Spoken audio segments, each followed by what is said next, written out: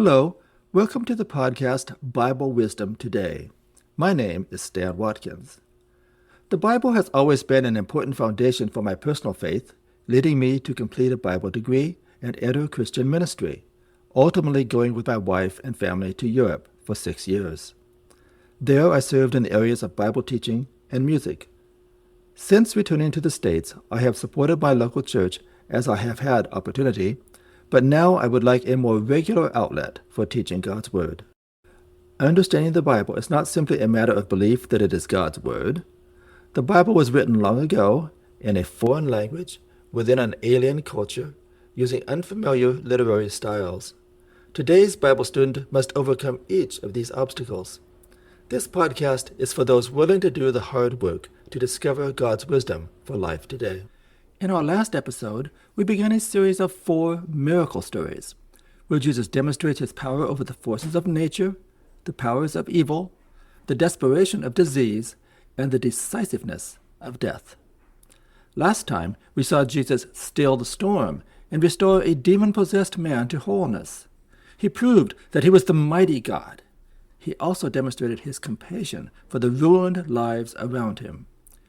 In our stories today, we continue to see the themes of power and compassion in the miracles of Jesus, but we also discover what it means to have faith in Jesus. This gives us the title of our episode today, The Meaning of Faith. When we discuss God and the Bible, we often include the concept of faith. We tend to think that faith is the same as belief, and measure our faith by a list of doctrines that we believe. This puts the emphasis on what we know with our head. Alternatively, we might think that faith is trust, an emotion such as confidence or assurance. This puts the emphasis on what we feel in our heart. It is true that faith is related to belief and trust, but in the Gospel of Mark, faith is much more practical. Faith is what we do with our will. Even if we are unsure what to believe, and can't quite calm our fears and doubts, we can still have faith, because faith is action.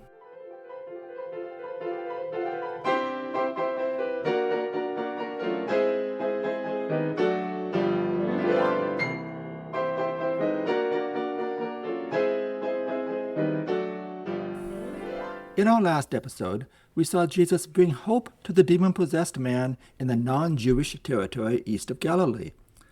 Today, we find that Jesus has crossed back over the lake to Jewish territory on the western shore of Galilee and continues to bring hope for a distraught father and a desperate woman. Mark presents these 2 miracles as another Mark sandwich. He begins the story of a father coming to beg Jesus to heal his daughter, but on the way, Jesus is interrupted by a desperate woman who also seeks healing. After this miracle, he continues to the little girl's bedside. As usual, Mark builds his literary sandwich with the meaning in the middle. Let me read, beginning in chapter 5, verse 21. When Jesus had again crossed over by boat to the other side of the lake, a large crowd gathered around him while he was by the lake. Then one of the synagogue leaders, named Jairus, came, and when he saw Jesus, he fell at his feet. He pleaded earnestly with him, "My little girl is dying. Please come and put your hands on her so that she will be healed and live." So Jesus went with him. In this part of our story, we see the confident action of faith. Jesus drew a crowd wherever he went on either side of the lake, but one man in particular had come to seek Jesus' help. He is described as one of the synagogue rulers. This was a common role throughout the first century Mediterranean world. He was the head of the local Jewish worshiping community. He was not a professionally trained scribe or rabbi, but a lay member responsible for the building where they met and organizing worship.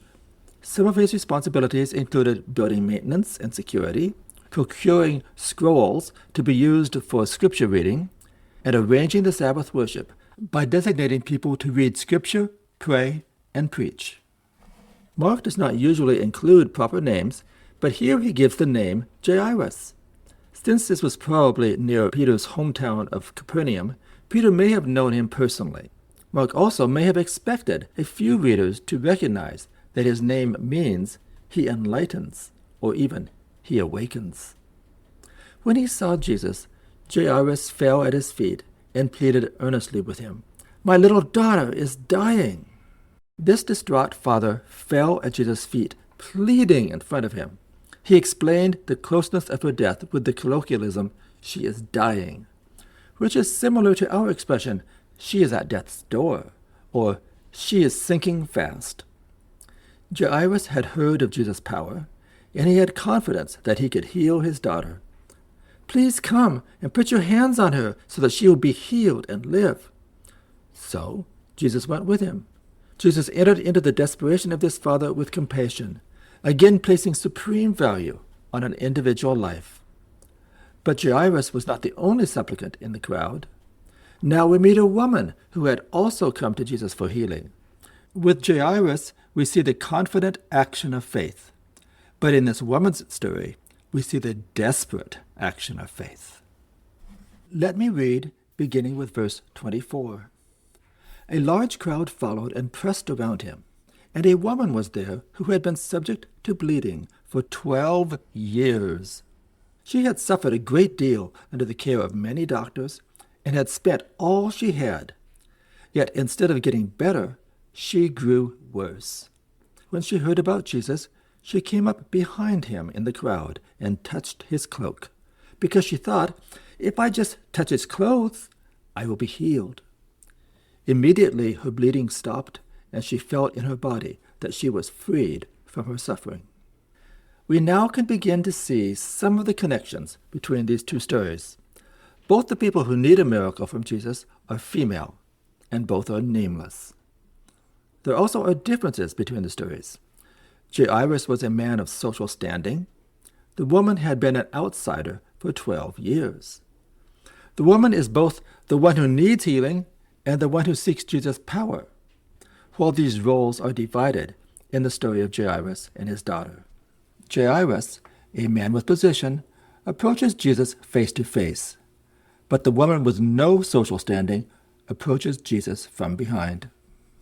It is important to understand something about the woman's physical condition to sense the desperation of her situation. The bleeding spoken of is a reference to menstrual bleeding, and not just a periodic condition, but a protracted gynecological problem.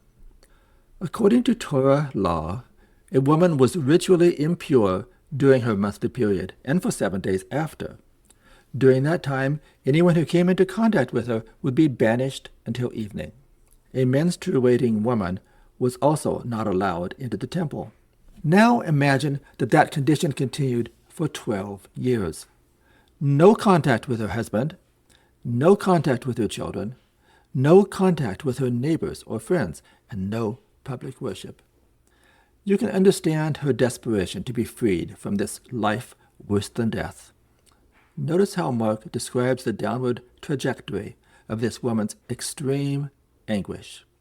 She had a flow of blood for 12 years. She suffered from many doctors, exhausting all her wealth. Even with all the treatments, she gained nothing. In fact, she only got worse.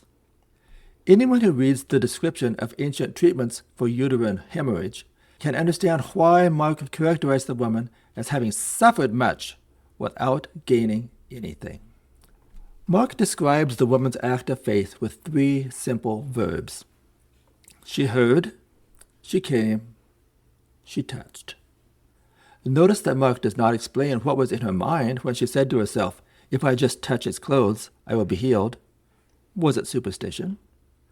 Mark does not comment on the quality of her faith, but simply reports the actions stemming from it. She acted on what she heard. She had no right to brush against people in the crowd, and no right to render Jesus ritually unclean by touching him, but she does all that she can do. She refuses to be defined by hopeless circumstances, but acts in total confidence in Jesus' power. I will be healed. The word used here for suffering is very strong, combining the ideas of physical suffering and shame. It can mean whip, scourge, or torment. This suffering, which lasted 12 long years, is resolved in a moment by touching Jesus. Just like the woman immediately felt in her body that she was healed, Jesus also realized at once that power had gone out from him. Reading from verse 30, he turned around in the crowd and asked, "Who touched my clothes?" "You see the people crowding against you," his disciples answered, "and yet you asked, 'Who touched me?'" But Jesus kept looking around to see who had done it. Then the woman, knowing what had happened to her, came and fell at his feet, and, trembling with fear, told him the whole truth. He said to her, "Daughter, your faith has healed you. Go in peace and be freed from your suffering." Notice that Jesus kept looking. His persistence in finding the woman equaled her persistence in reaching out to Jesus. She desired a cure. He desired an encounter. Jesus was not content to simply work a miracle. He wanted to get acquainted with a person.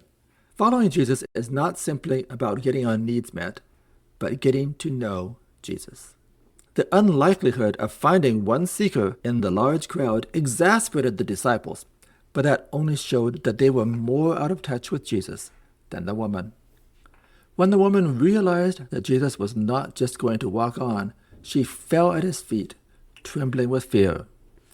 Her behavior reflects her humiliation from her long illness. Perhaps Jesus arranged this public meeting to help her overcome her social ostracism. She told him the whole truth.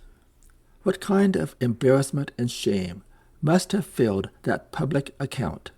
But by telling the whole story, she became a model of faith for Jairus, who also stood by waiting for a miracle. "Daughter, your faith has healed you." Jesus did not say, "I have healed you," but he placed the emphasis on her faith. She was healed because of her action. She heard, she came, and she touched. Jesus called that action faith. This is the meaning at the center of the story sandwich. We saw that same definition of faith as action in chapter 2, with the story of the paralytic let down through the roof by his friends. And we will see it again in the story of Bartimaeus receiving his sight.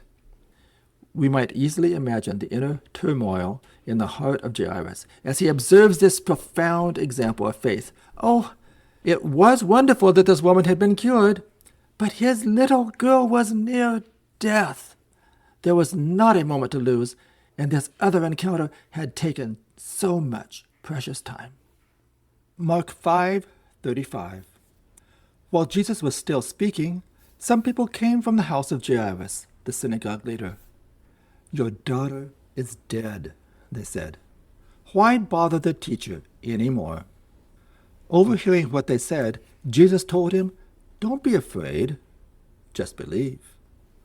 Now the drama intensifies. This interruption, which gave precious life to the woman, had now cost the life of his precious little girl.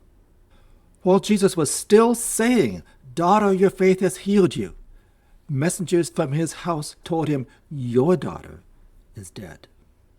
Jesus overheard the message.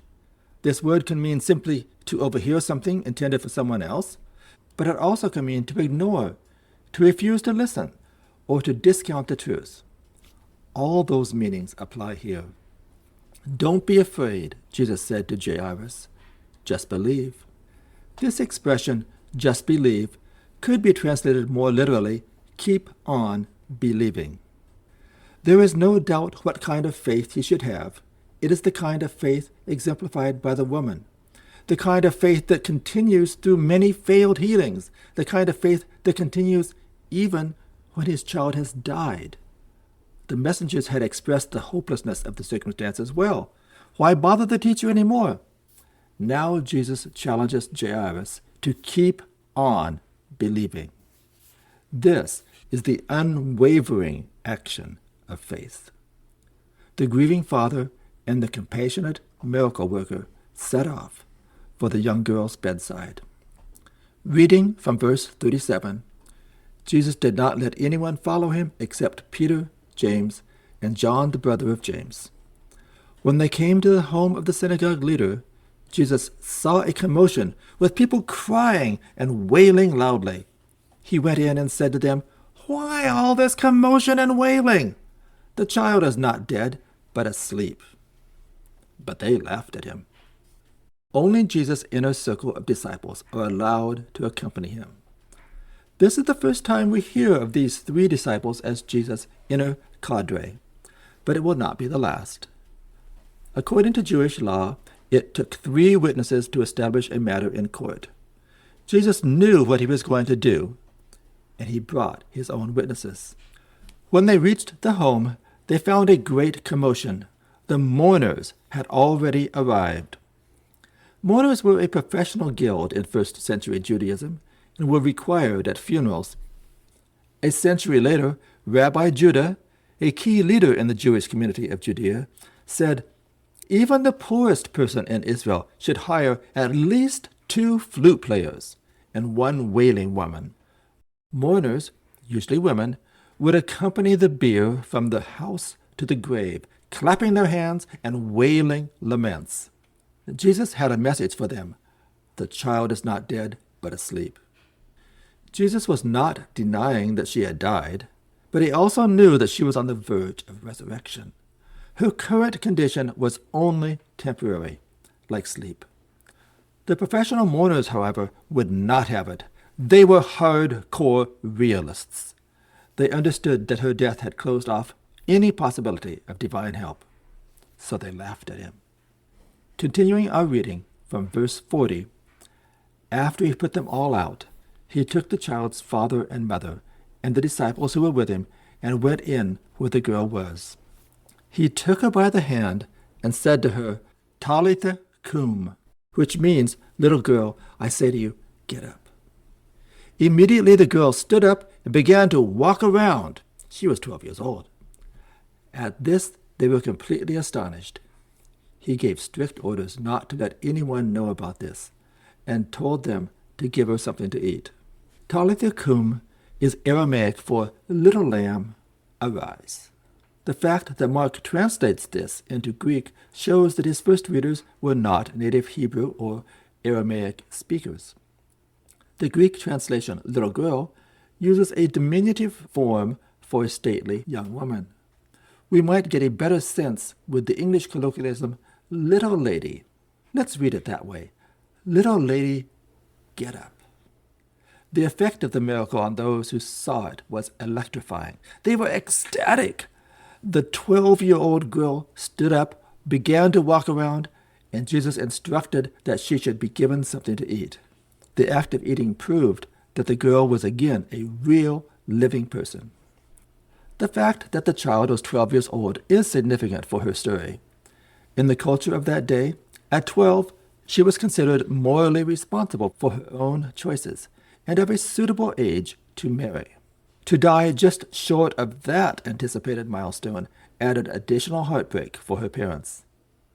That the bleeding woman had suffered for the same 12 years as the child had lived forms another connection between these 2 stories.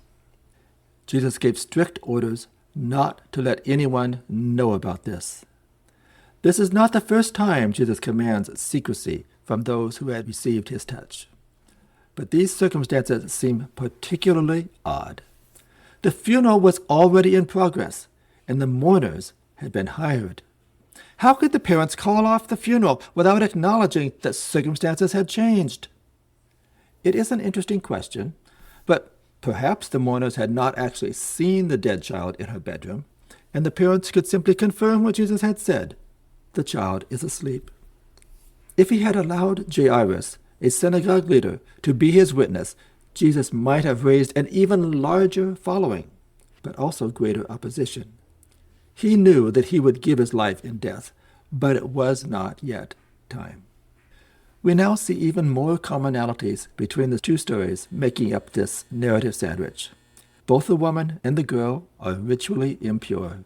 Jesus should have become impure when he was touched by the bleeding woman, or when he touched the dead child, but the exact opposite happened. Impurity was not transmitted to Jesus, but the woman became pure, and the child was restored to life. In both stories, Jesus was met by rebukes by the disciples who think Jesus is being unrealistic, seeking a specific woman in the crowd, and by the mourners who understand the finality of death. By putting these stories together, Mark places the emphasis not on Jesus' miraculous power, but on the faith of the individuals, specifically the actions which demonstrated their faith. Confident action, desperate action, unwavering action. As any good teacher, Mark knows that to fully explain a concept, he needs to illustrate it not only with positive examples, but negative ones as well. He now turns from the action of faith to the steadfast inaction of skepticism. For this picture, we travel to Jesus' hometown of Nazareth.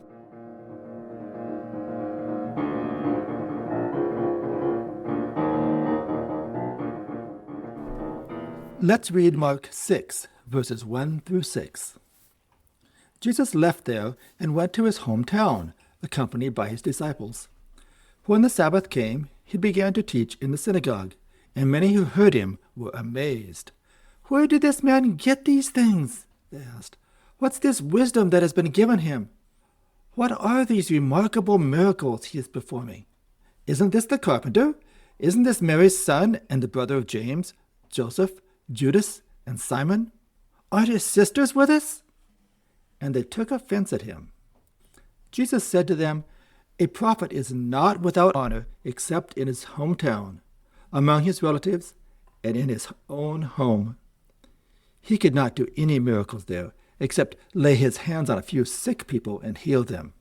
He was amazed at their lack of faith. Jesus now returned to his hometown. He came back after an extended time of ministering throughout Galilee, which began in Mark 1:39, and he will leave again immediately after this event. He returns as a classic itinerant Jewish rabbi, accompanied by his disciples. Nazareth was an insignificant town. It is not mentioned in the Old Testament, nor the historian Josephus, nor rabbinic literature. It had a total population of 100 at the most. Ever since the Assyrian conquest in 721 BC, the surrounding region of Galilee had been a predominantly non-Jewish populace, with only a few Jewish settlers entering only after the Maccabean revolt in the 2nd century BC. Jesus followed his usual custom of teaching in the synagogue, and many who heard him were amazed. This also was the usual response. Amazement in Mark is usually positive, but here it is the amazement of skepticism. Mark makes this point clear with 6 consecutive questions. First, where did this man get these things? They refer to him with distance and suspicion as this man. Second, what is this wisdom that has been given him? They could not deny the wisdom, but they looked for credentials. The phrase has been given implies that God is the source, but his townsfolk were not willing to acknowledge that. Third, what are these remarkable miracles he is performing? They didn't deny his obvious power, but they didn't understand the source. Fourth, isn't this the carpenter? They know him only as a worker with his hands, like them. Matthew says that Jesus was the son of the carpenter, but only Mark says that Jesus himself was a carpenter. The Greek word can mean carpenter, mason, or a builder of any kind. Since there were more stones in Palestine than wood, Jesus probably built with stone. In Jewish society, manual labor was honorable but ordinary, and Jesus certainly was not worthy to be a teacher. Fifth, isn't this Mary's son and the brother of James, Joseph, Judas, and Simon? Calling him Mary's son may mean that Joseph had already died, but it also may imply illegitimacy in the eyes of the villagers, since male children were generally named after their fathers even after they had died. During Jesus' lifetime, his brothers were not believing followers, but after his resurrection, James became a key leader in the Jerusalem church, and both he and his brother Jude wrote letters included in the Christian Bible. Sixth question, aren't his sisters here with us? In the culture of the time, the fact that the sisters are unnamed generally means that they are already married. We find Mark's conclusion at the end of verse 3. They took offense at him. This word, scandalon, means stumbling block. It is used 8 times in Mark to describe someone who abandons their allegiance to Jesus, or, as here, for people whose skepticism prevents them from becoming disciples. Jesus then quotes a well-known proverb, "A prophet is not without honor," and applies it to 3 diminishing concentric circles: his own town, his relatives, and his own home. Each circle becomes more personal. This recalls the event of Mark 3:20-21, when his family came to take him home, thinking that he had lost his mind. Once again, Jesus' family becomes outsiders, and Jesus is a stranger in his own home. As a result, he could not do any miracles there, we read in verse 5. This does not mean that he was rendered powerless. After all, he did lay hands on a few sick people. But he chose not to pour out the blessing of his power because of their unbelief. The focus is not on any limitation of power, but the limitation of blessing. We see this same principle in the very next story, when Jesus instructs his disciples to shake the dust off their feet when they encounter a town that will not respond favorably to their message. Jesus was amazed at their lack of faith. This forms a contrast with the faith of the woman and Jairus. In fact, amazement frames this story. The villagers were amazed at his teaching. Jesus was amazed at their lack of faith. This is the only place where Jesus is amazed at the people, and it conveys the human shock and emotion at being rejected by his former friends and neighbors. It is a mystery of the kingdom that some who have every opportunity do not believe, and others whom you would never expect do. This event in Jesus' hometown allows Mark to further clarify the meaning of faith. Demonstrating faith by your actions is supremely important, but what you believe is also important. It is not enough to believe that Jesus has power. The people of Nazareth did believe that. But true faith recognizes that the power to control the storm, cast out demons, heal the sick, and raise the dead is not an example of human power. Rather, it shows the presence of God among them. These 4 miracles began with Jesus asking his disciples why they still had no faith. He would have expected their faith to have grown. Now he is amazed at the lack of faith in his townsfolk. His disciples did question, "Who is this? Even the wind and the waves obey him." But the right answer is already implied in the question. This is God. The people of Nazareth never came to that conclusion. They saw his remarkable miracles, but they couldn't get past their assumption that Jesus was only an ordinary laborer like them.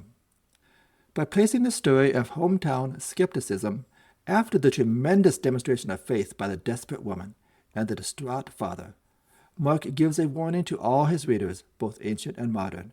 The miracles of Jesus are not just wonderful stories, but they call for a simple conclusion of faith.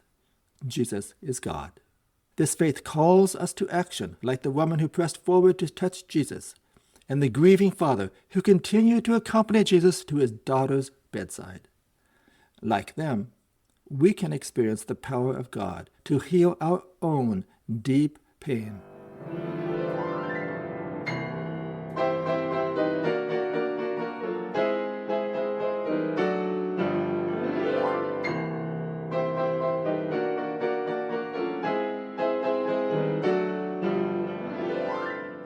I have thoroughly enjoyed my time with you today, as we have discovered the meaning of faith through stories of believing action and skeptical inaction. Next time, Jesus begins another tour of ministry in Galilee, and this time he also sends out his disciples to expand his ministry. News of Jesus reaches the territorial palace, where his miraculous powers remind the king of John the Baptist, whom he had beheaded. The martyrdom of John allows Mark to hint at the future suffering of Jesus Christ. If you have found this podcast helpful, I would appreciate your help in expanding its reach. One of the best ways you can assist is by leaving a review on the podcast app where you listen. This demonstrates that you appreciate this podcast and will cause it to be listed higher where others can find it. While you are in your podcast app, be sure also to subscribe or follow the podcast so that you will be notified when new episodes are reached. You also can follow this program at the podcast website BibleWisdomToday.com. I look forward to spending time with you again soon. Thank you for your help in growing this Bible Wisdom Today family.